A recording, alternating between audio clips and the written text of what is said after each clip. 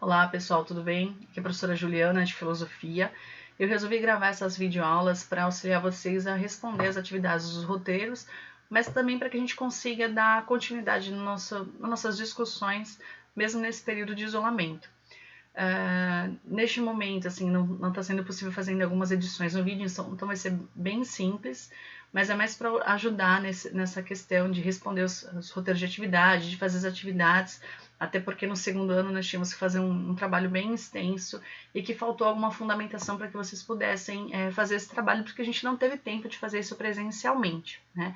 É interessante também, apesar dessa videoaula ser do segundo ano, que o pessoal do segundo ano assista também as videoaulas do primeiro ano para retomar algumas coisas que pressupõem que vocês já sabem, mas não necessariamente vocês relembrem disso, tá? Então, essa nossa videoaula de hoje, a ideia é que a gente consiga retomar algumas coisas que nós já trabalhamos no começo do semestre, no começo do bimestre, e depois dar continuidade no que a gente deveria estar trabalhando hoje em dia, né? Como ficaria muito grande, né? Eu já consegui fazer esses slides esses dias, e eu verifiquei que ia ficar muito grande essa videoaula, então eu dividi em duas partes. Hoje nós estamos falando na parte 1. A parte 1 seria a retomada daquilo que a gente viu lá do Descartes e o racionalismo. E aí, além do que a gente viu em aula, eu vou trazer alguns elementos novos para fundamentar as nossas discussões. Vamos lá? Então, essa parte 1 é retomar quem é esse Descartes, o que é o racionalismo, para a gente pensar a partir das questões que nós já falamos em aula. Então, é mais uma revisão, mas também uma complementação de algumas ideias, né?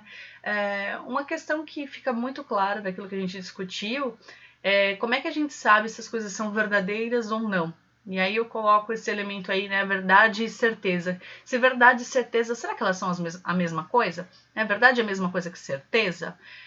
Nós comentamos em aula, eu também falo isso muito no primeiro ano, quando a gente discute o início da história da filosofia, que se a gente for pensar só mesmo na questão da linguagem, a verdade, a palavra verdade, ela tem significados totalmente diferentes em línguas diferentes, né? Em grego, verdade é aletheia. Aletheia seria como a gente representa, como é representada as coisas, como eu percebo as coisas. Em latim, é veritas, é como eu posso provar. Então, na verdade, a verdade seria aquilo que eu posso provar. Em hebraico, emuná. Emuná é a verdade revelada por Deus, a verdade divina. Então, olha que dificuldade que nós temos para discutir o que é verdade, né? Dependendo até da linguagem que eu falo, da língua que eu falo, a concepção de verdade ela é diferente. Verdade é o que eu provo, verdade é a verdade revelada divina ou verdade é aquilo que se apresenta para mim, né? E no português nós vemos que a gente só tem uma única palavra para definir verdade. Por isso que é tão complexo a gente discutir essa questão. Então, se eu discuto com alguém sobre um determinado fato e eu falo é verdade e a outra pessoa fala que não, depende do critério de verdade, né, do que a gente está utilizando. E o que seria a certeza, então? Quando eu vou aderir àquela concepção de verdade, né? Então, a certeza é uma questão muito mais pessoal do que a questão da verdade. E a partir da ideia de certeza, a gente tem duas posturas, vamos dizer assim, diante das coisas e da realidade: o dogmatismo e o ceticismo.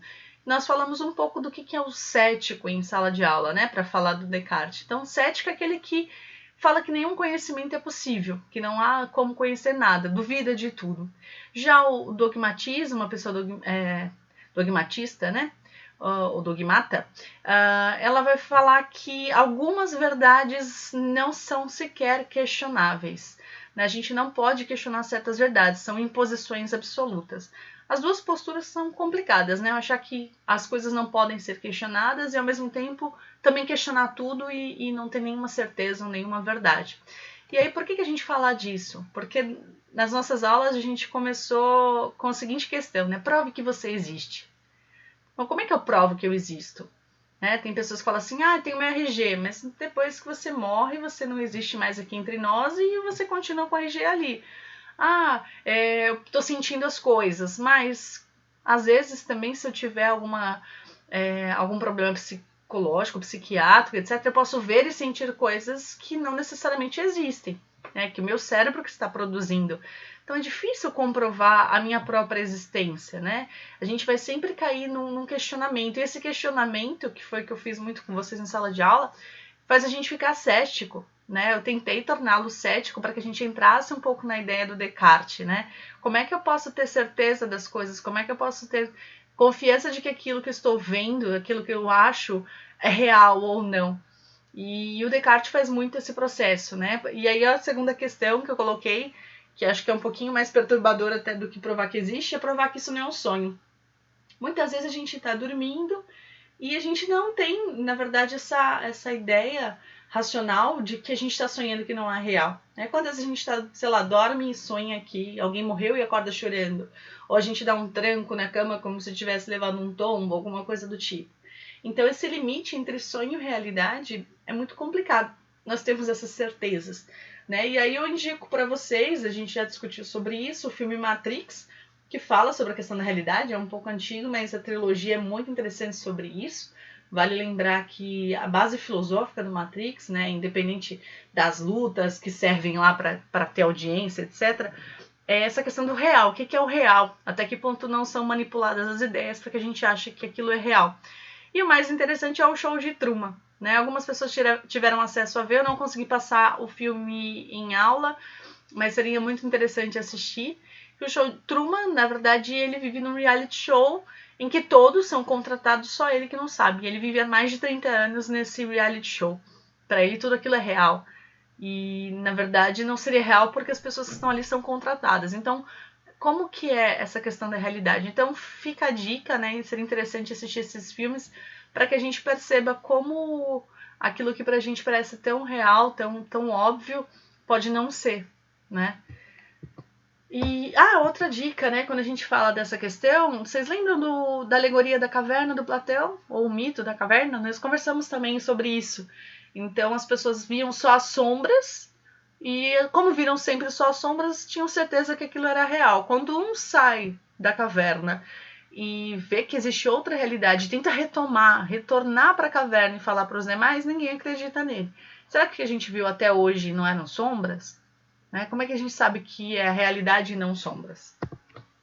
E aí, no Discurso do Método, que é o livro do Descartes, ele vai mostrar todo o processo que ele fez, que ele, na verdade, ele queria chegar numa verdade que não pudesse ser questionada. E nem os mais céticos poderiam questionar. Então, o que ele faz? Ele faz o processo contrário, começa a questionar tudo, duvidar de tudo, até chegar num processo, numa afirmação que ninguém pudesse questionar. Então, esse texto, nós lemos também um trecho em aula, né? O Discurso do Método é o livro que ele faz todo esse processo, ele vai contando até o momento que ele chega numa resposta e depois ele vai criando alguns métodos, por isso o Discurso do Método. Então ele fala, por desejar dedicar-me apenas à pesquisa da verdade, achei que deveria agir exatamente o contrário e rejeitar como totalmente falso tudo aquilo em que pudesse supor a menor dúvida, com o intuito de ver se, depois disso, não restaria algo em meu crédito que fosse completamente incontestável.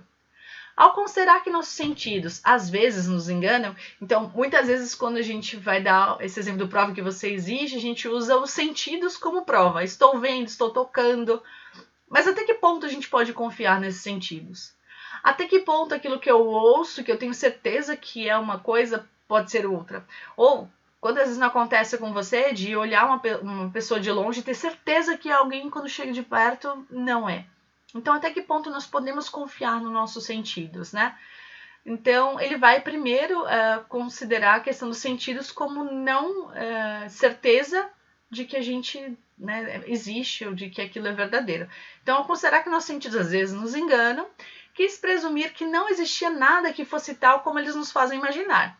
E porque existem homens que se enganam ao raciocinar, mesmo no que se refere às mais simples noções de geometria, e cometem paralogismos, rejeitei como falsas, achando que estava sujeito a me enganar como qualquer outro todas as razões que eu tomara até então por demonstrações. Ou seja, mesmo a matemática, que é uma ciência exata, ele começa a pôr em dúvida. Não a matemática em si, mas os resultados que nós temos com a matemática, nós, enquanto seres humanos, nós podemos nos enganar com essa matemática. Então, nem ela garante a verdade, nem ela garante uma certeza que não possa ser colocada em dúvida, que é isso que ele quer provar, uma ideia que não possa ser colocada em dúvida. Enfim, considerando que quaisquer pensamentos que nos ocorrem quando estamos acordados, nos podem também ocorrer enquanto dormimos, sem que, nesse caso, exista algum que seja correto, Decidi fazer de conta que todas as coisas que até então haviam entrado no meu espírito não eram mais corretas do que as ilusões dos meus sonhos. Ou seja, como que a gente tem certeza se está sonhando ou se está dormindo? E aí, logo em seguida, porém, percebi que, ao mesmo tempo em que eu queria pensar que era tudo falso, fazia-se necessário que eu, que pensava, fosse alguma coisa. E ao notar que essa verdade, eu penso, logo existo, era tão sólida e tão correta que as mais extravagantes suposições dos céticos não seriam capazes de lhe causar abalo, julguei que podia considerá-la sem escrúpulo algum o primeiro princípio da filosofia que eu procurava. Ou seja, o que um Descartes faz? Ele quer chegar numa certeza, ele está investigando, quer chegar numa coisa que ninguém possa duvidar. E aí ele vai falando, os sentidos podem me dar certezas? Não, os sentidos podem me enganar. A matemática pode me dar certeza? Não, a matemática eu posso me enganar com ela também. Como é que eu sei o que é a realidade e o que é o sonho? Não sei, porque o sonho e a realidade às vezes se confundem na minha cabeça. Mas, enquanto eu estou fazendo todo esse processo de questionamento, de dúvida, não tem como eu questionar que eu que estou pensando existo. Ou seja, se eu estou pensando, se eu estou duvidando, não importa se os meus sonhos, a realidade dos sonhos são confundidas, não importa se eu me enganei com meus sentidos, mas não tem como negar que eu existo. Tudo que pensa tem que existir. Não o contrário, né? Nem tudo que existe pensa, mas tudo que pensa tem que existir. Não dá para pensar e não existir. Deu para entender? Então, a partir desse penso logo existo, que é a frasinha mais conhecida do Descartes, ele chega em outras ideias. Então, assim, eu penso, portanto eu existo. Não tem como eu pensar e não existir. Mas aí existem as coisas. O celular, por exemplo, ele não pensa, mas ele existe. Né? E como é que eu sei que ele existe? Porque eu que penso, posso provar que ele existe. Não significa, como muitos colocaram em algumas atividades, que tudo que eu penso existe. Eu posso pensar num unicórnio e nem por isso ele existe. Significa que tudo que existe, eu que penso, provo que existe. Tá? E por fim ele chega na ideia que penso, logo Deus existe. Por que ele chega nessa ideia? Ele vai através da questão da perfeição, se eu tenho ideia de perfeição, mas não sou perfeito, deve ter alguma coisa que é perfeita. E essa coisa para ser perfeita tem que existir, senão não seria perfeita. Mas é interessante a gente pensar da seguinte maneira também, que tem a ver com o raciocínio dele. Deus é uma ideia que eu que penso tenho que ter. Se não existissem seres pensantes, como é que a gente saberia se Deus existe ou não? Como é que nós pensaríamos a ideia de Deus? Vamos imaginar, se não tivesse seres humanos na Terra, ninguém, só animais, como é que existiriam religiões? Né? Nenhum animal tem religião, nenhum animal ora, nenhum animal faz coisas nesse sentido. Então, eu que penso que garanto a existência de Deus, porque através do meu pensamento é que eu posso dizer se ele existe ou não, né? Ainda que seja uma prova ligada à crença, a outras questões, mas se não existissem seres que pensassem, não existiria a ideia de Deus. Então, na verdade, a partir dessa trilogia e dessas três ideias, é que ele vai criando o raciocínio dele. Então, perceba, ele foi questionando tudo até chegar à ideia de penso, logo existo, que não tem como questionar. E aí, eu que penso, vou garantindo a existência de tudo. Então, percebam, né? Todo o valor, tudo aquilo que é importante para ele tem a ver com o pensamento, com a razão. Por isso que vocês vão ver, quando a gente verificar a questão da teoria do conhecimento, que ele faz parte de um grupo de filósofos chamado racionalistas, porque eles valorizam, enfatizam a razão. E aí eu separei um videozinho para vocês. Na verdade, existem dois vídeos. Esse primeiro eu não vou passar nesse momento, porque ele tem muitas outras informações, ele é mais amplo e tem informações muitas vezes matemáticas. É interessante eu conhecer o pensamento matemático de Descartes, mas não é o nosso foco aqui, né? Vocês vão ver o plano cartesiano, vocês vão ver outras questões de geometria lá em matemática com Descartes. Esse outro vídeo aqui, que eu vou passar um trecho para vocês, ele fala da teoria do conhecimento. Na verdade, isso que nós estamos discutindo um pouco tem a ver com uma parte da filosofia que se chama teoria do conhecimento. Existem várias áreas da filosofia e a teoria do conhecimento, como o nome diz, são os pensadores que se debruçam na ideia de como é que a gente conhece, o que é o conhecimento, como se dá isso. Bom, vamos ver aí o trecho, o vídeo, né, para depois a gente voltar à discussão. Vamos ver se ele abre aqui o link. Ok. Vamos lá acompanhar, então.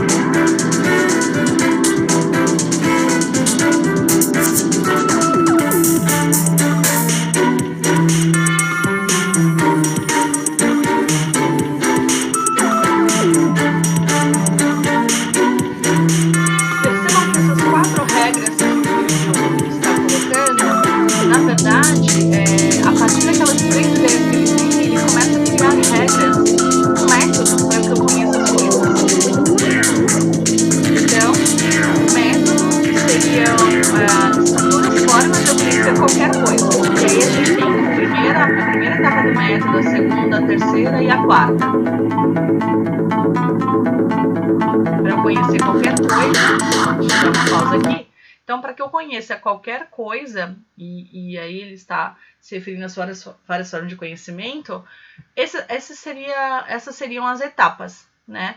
A partir do penso logo existo, as coisas existem e tudo mais, ele cria essas etapas. Então, para que eu conheça, seja interpretação de texto, seja um cálculo matemático, para que eu conheça as coisas. Primeiro, nunca aceitar como verdade senão aquilo que vejo claro e distintamente como tal. Ou seja, questionar logo de cara aquilo que eu estou vendo, aquilo que eu estou interpretando, não aceitar de cara como verdade absoluta. Depois, decompor cada problema em suas partes mínimas, ou seja, aquilo que eu vou estudar eu tenho que dividir em várias partes. Depois, ir das mais compreensíveis ao mais complexo, das mais fáceis às mais difíceis. Depois, revisar completamente o processo para assegurar-se de que não ocorreu nenhuma omissão. Ou seja, eu preciso primeiro questionar, duvidar aquilo que eu acredito logo de cara. Então, vejo, já acho que sei, não, vamos lá, será que é isso? Depois, dividir em partes. Depois, ir do mais fácil para o mais difícil. Depois, revisar esse conteúdo, isso que nós estamos pensando. Então, ele cria esse método, por isso que o livro é Discurso do Método, a partir de todo esse processo que ele fez de descoberta aí daquilo que ele queria não ser colocado em dúvida.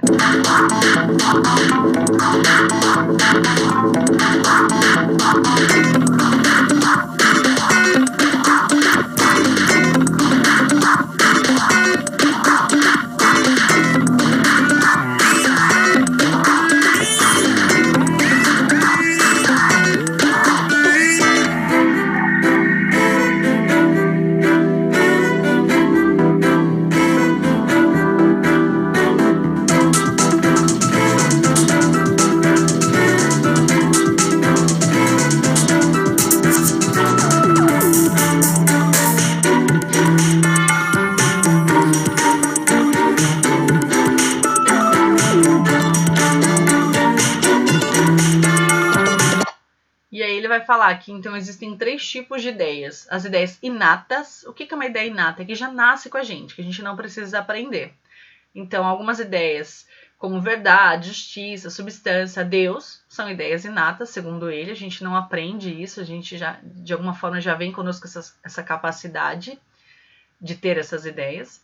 As ideias adventícias, que são originadas pelas coisas exteriores, ou seja, com a minha experiência com o mundo, eu começo a ter novas ideias. E as factícias ou feitas por mim mesmo. A partir daquilo que eu vejo, que eu observo, que eu percebo no mundo, eu consigo criar novas ideias a partir da imaginação, por exemplo.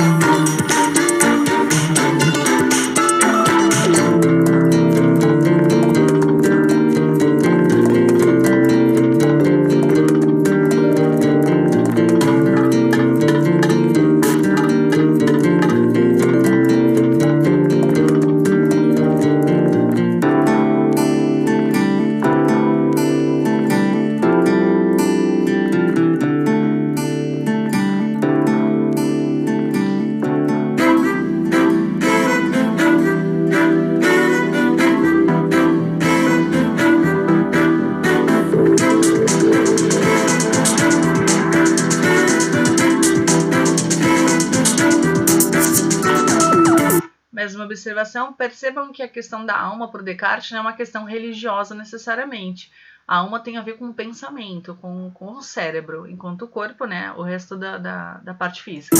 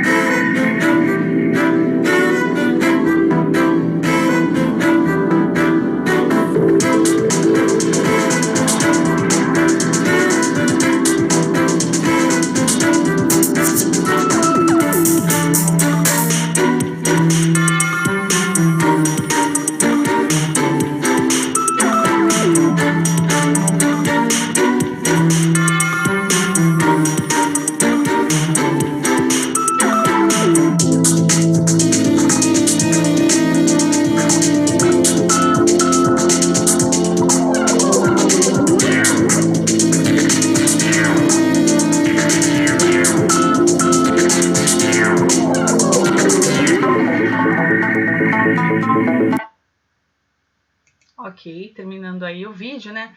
Reparem que no final ele falou um pouquinho sobre racionalismo e empirismo, e é lá que nós vamos chegar agora. Então, quando a gente pergunta, né, na teoria do conhecimento, como que a gente conhece as coisas? Como que as ideias chegam na minha mente? Ou seja, se eu falo para vocês a palavra elefante, você consegue imaginar um elefante, ou eu preciso trazer um elefante para você. Você consegue imaginar. Como é que ela chegou na sua cabeça? Como é que você criou? A partir do quê? Consegue tentar responder? Muitas vezes muitos alunos meus começam a falar assim, quando eu vejo, então eu vejo e depois crio uma ideia na minha cabeça. Ok, e aí eu falo, pronto, e quem não enxerga? Se eu sinto, se eu escuto falar sobre, ou seja, na verdade eu estou falando dos meus sentidos. Então, existe uma corrente filosófica, ou seja, um grupo de pensadores que acreditam que as ideias, elas só existem na minha mente a partir do momento que eu tenho um contato por meio dos meus sentidos com aquele objeto. Dessa forma, quando a gente nasce como se fosse uma folha de papel em branco. E aí, conforme a gente vai tendo experiências com a realidade, com as coisas, a gente vai escrevendo e vai criando nossas ideias. Esse grupo é o que a gente chama de empiristas. Tanto que quando eu falo que era uma coisa empírica, o que é uma coisa empírica? É aquilo que eu posso provar, que eu posso tocar, que eu posso sentir. Tem a ver com os sentidos, tem a ver com a comprovação. Um dos principais representantes do empirismo é o filósofo John Locke. Né? Existem outros que vão também ser empiristas, mas eu estou colocando um representante aí da corrente empirista. Uma outra possibilidade para essa ideia é o racionalismo do Descartes. O Descartes vai falar que a gente não nasce como uma folha de papel em branco, a gente já nasce com algumas possibilidades, com a questão da racionalidade, por exemplo, que já é comum a todos os seres humanos, segundo os racionalistas. Então a gente já nasce com algumas ideias inatas. Né? O que significa isso? Que essas ideias já vêm conosco, portanto a nossa razão já vem conosco e a gente não precisa necessariamente só das experiências para poder ter ideias. Né? Então a gente tem esses dois grupos aí de escolas filosóficas que vão responder de formas diferentes essa mesma questão. Mais uma vez eu vou trazer uns videozinhos para vocês que são didáticos e que a gente pode discutir um pouquinho. Primeiro, o empirismo, né? Vamos lá, tá dando esse recadinho aí, mas vamos dar continuidade. E aí um vídeo sobre o empirismo.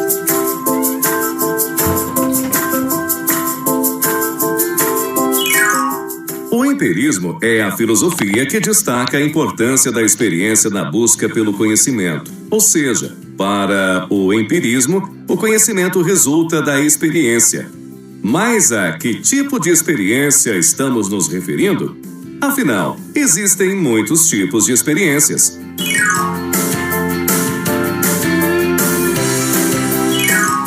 Existem experiências internas como os sonhos, a imaginação, as emoções, o raciocínio lógico, como o que usamos para fazer uma operação matemática, por exemplo.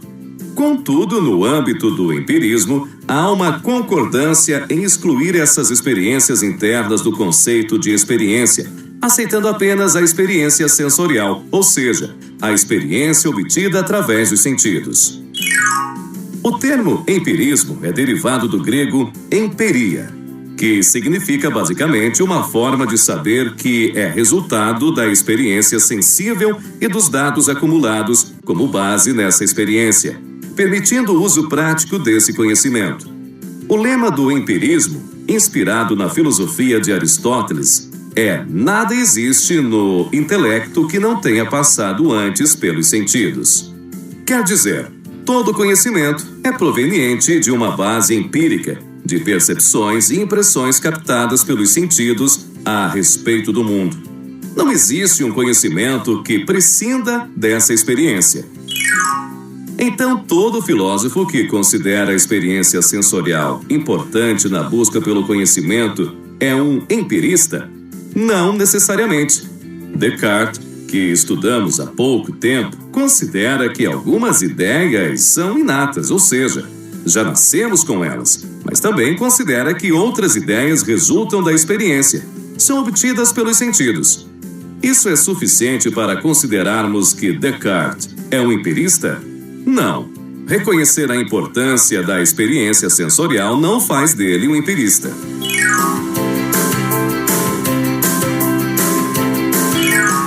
O empirista é aquele que considera a experiência sensorial como a base fundamental de todo conhecimento. Ou seja, o conhecimento não existe sem que essa evidência sensorial tenha sido obtida primeiramente. Ademais, para o empirista, todos os processos intelectuais subsequentes devem se utilizar exclusivamente dessa evidência sensorial para gerar proposições válidas a respeito do mundo. Vejamos essa definição de forma um pouco mais detalhada. Note que o empirismo defende que a experiência sensorial é a base de todo conhecimento, mas essa experiência em si não é o conhecimento, ou seja, as informações que nos chegam pelos sentidos não são o próprio conhecimento. Elas são sua base fundamental, seu alicerce. E sem essa base não pode haver conhecimento. Note ainda que, para que o conhecimento surja, faz-se necessário que os processos intelectuais operem sobre essas evidências sensoriais, e apenas sobre elas. Só então são formuladas proposições sobre o mundo. Perceba que, embora o empirismo reconheça o papel das operações intelectuais, a experiência sensorial é de suprema importância e é o ponto de partida da busca por informação confiável sobre o mundo. É justamente essa ênfase na importância da experiência sensorial que caracteriza o empirismo.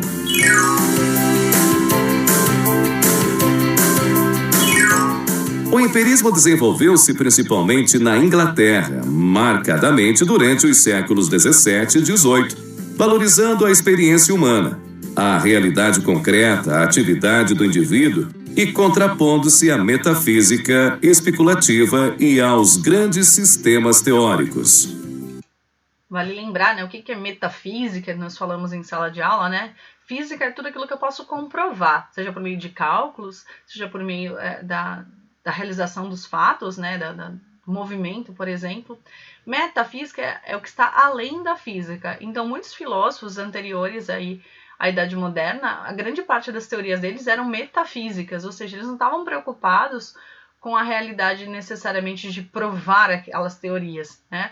Eles falavam de questões muito abstratas. E aí, principalmente a partir da Idade Moderna, que a filosofia vai estar relacionada à ciência e à ciência experimental, não que ela em si seja uma ciência, mas aí ela vai tratar temas não somente metafísicos. A gente vai ter alguns filósofos que vão questionar essa metafísica, tá? Então, metafísica além da física, além daquilo que eu posso provar, questões, né, mais abstratas. A filosofia empirista está fortemente ligada à criação da Royal Society, a Sociedade Científica de Londres, fundada em 1660 e financiada pelos ricos comerciantes londrinos interessados nas possíveis aplicações técnicas desses conhecimentos para diversos fins, como o aperfeiçoamento das navegações e até mesmo os estudos em linguagem que permitiriam uma melhor comunicação com os povos das novas terras, com as quais negociavam. No próximo vídeo, conheceremos a filosofia de Thomas Hobbes, um dos principais empiristas britânicos. Só que não, né? Então a gente não vai ver mais um vídeo sobre o empirismo. Quem tiver curiosidade, na verdade, eu dou os créditos de todos esses vídeos que a gente tá vendo aqui. Eu trago eles para dentro da videoaula porque eu acho importante. Se eu deixar só os links, de repente o aluno não vai buscar. E aqui esses vídeos são bem didáticos que a gente pode discutir alguns elementos. Então, se vocês quiserem depois ver lá no canal Didáticas, e aí vocês vão perceber, tem até no meu blog lá o link desse canal, vocês vão conseguir dar maior profundidade nessa questão. E aí outra corrente que foi falada é o racionalismo, que é ao qual o Descartes pertence. Mas antes disso, eu queria só fazer um adendo para que vocês percebam. Ele no final fala de uma questão social e política, né? Então a gente está falando de como conhecer. Então vejam que, de alguma forma, todas essas áreas da filosofia, do conhecimento, elas passam sempre por questões sociais e políticas. A gente começa a pensar diferente, conhecer diferente, porque algumas questões políticas e sociais mudaram, né? Então, se antes a gente pensava muito de forma metafísica, tinha a ver com seu contexto social e político. Se depois a gente começa a pensar de uma forma mais prática, racional, foi porque mudou o contexto político e social. Então, sempre a questão social e política ela vai estar atrelada ao como a gente percebe as coisas, como a gente conhece as coisas, né? Vamos para o racionalismo. Mais um videozinho aí.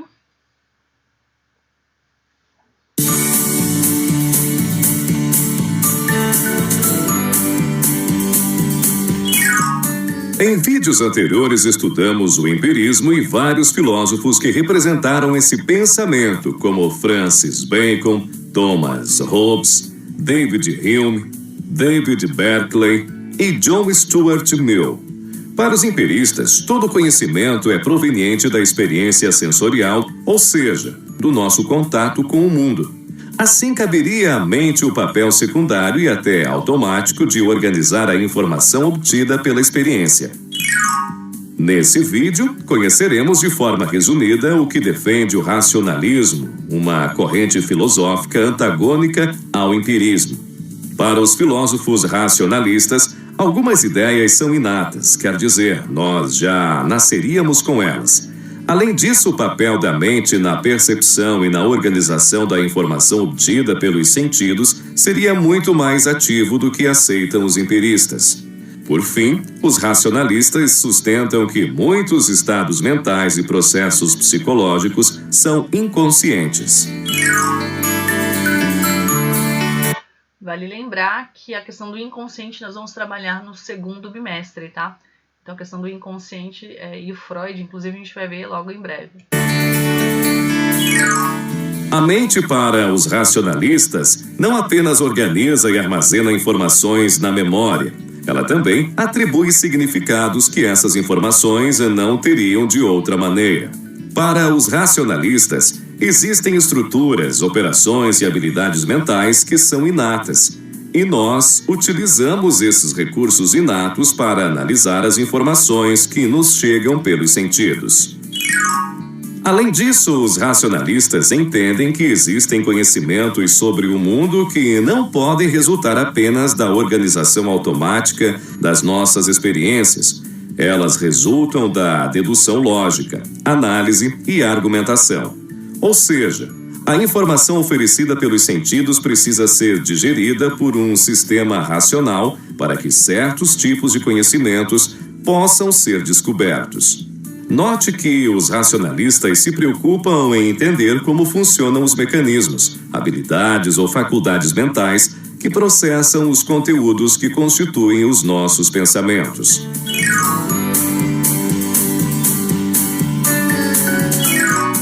A moralidade humana, para os empiristas, é resultado da experiência, da memória, do associacionismo e do hedonismo, que, em poucas palavras, seria a busca instintiva de obter prazer e se evitar a dor. Para os racionalistas, entretanto, existem motivos racionais segundo os quais certas ações e pensamentos são percebidos pelas pessoas como mais adequados do que outros. Quer dizer, o comportamento moral seria resultado da compreensão e adoção de certos princípios morais. Então, mais uma vez, né, moralidade, a gente vai trabalhar na próxima aula a questão da ética e da moral. Então, a moral tem a ver com as nossas ações, os nossos valores. E aí mesmo, quando a gente está falando teoria do conhecimento, vem à tona a questão da moralidade, a questão dos nossos valores, das nossas ações. Que de acordo com aquilo que eu compreendo de como é o conhecimento, a minha moral também vai ser diferente, né? Os meus valores serão diferentes. Então, percebam que os empiristas percebem de uma maneira, né, a questão da moralidade, e os racionalistas de outra. Por exemplo, se alguém está dirigindo um veículo a 60 km por hora em uma estrada cuja velocidade máxima é justamente essa, tal comportamento seria resultado da compreensão da legislação e da decisão de não violar essa legislação. Mesmo que a pessoa queira apenas evitar as más consequências de não seguir a lei, ainda assim existiria aí um processo de análise e reflexão que precederiam a adoção do bom comportamento no trânsito.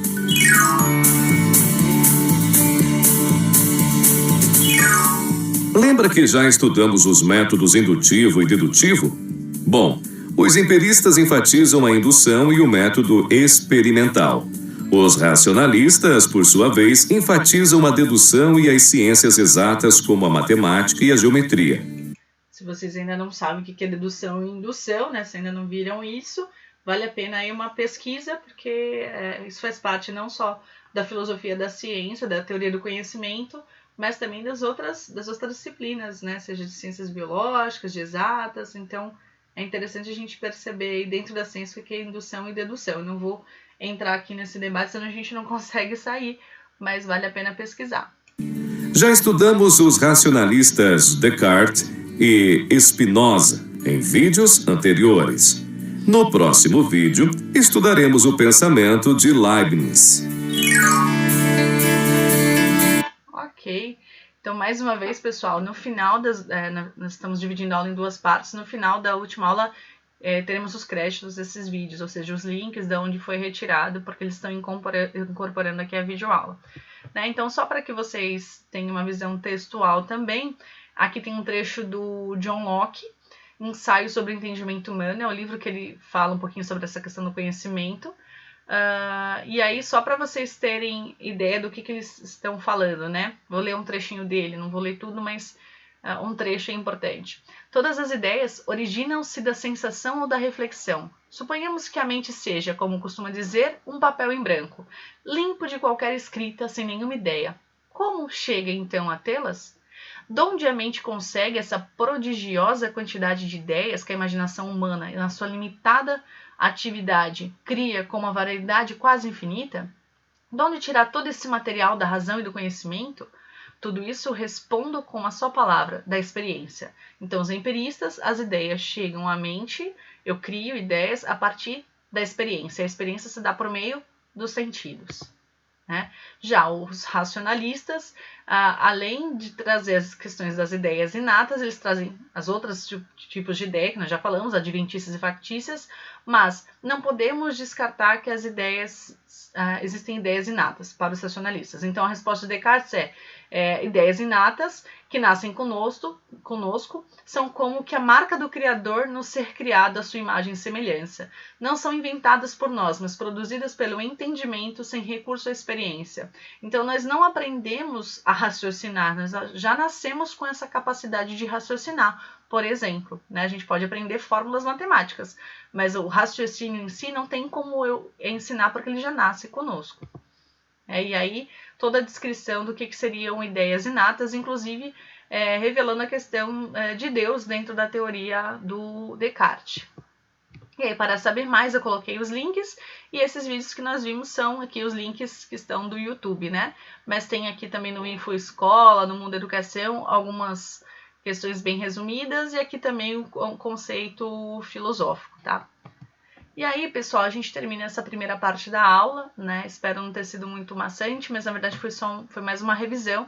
A nossa discussão maior vai ser na próxima aula, retomar a questão da ética e moral e o existencialismo, liberdade e determinismo, que é o tema, inclusive, do trabalho de vocês, para ajudar vocês aí a responder as questões, entender melhor essa questão e para que a gente possa discutir também sobre o tema liberdade.